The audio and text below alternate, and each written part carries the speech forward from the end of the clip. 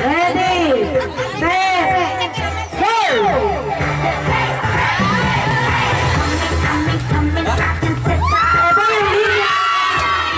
Balik, sasali. Hindi na! Alam ko na, sasali mo lang ako. Oh! Wait lang, wait. Saka na nalaglag eh. Sasali mo. Di ba na kayo naman sa si Beko dyan na nalaglag yung kalaman niya? Ayaw mo ba na yung aking sabi? Hindi na siya kailangan na malipito. Okay? Gusto maano oras na tayo nakatapos sa kalaman niya. Okay. Okay, ibig sabihin ng babalik na tayo po yung kalamansi dito.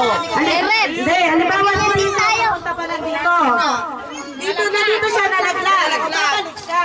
Pero kasi siguro kanina nagkakala na siya eh. Nakabase na siya eh.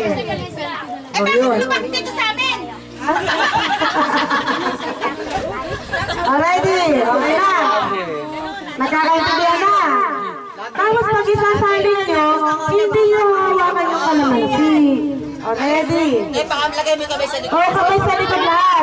Tapos walang tutulong, ha? Kayo mga asa, hindi tutulungan yung kanya. Kamay sa likod. Sobrang laki kasi ng premyo na to, kaya lang... 750 yan! 750! Mama, O, ready? gawin tayo. Set, go!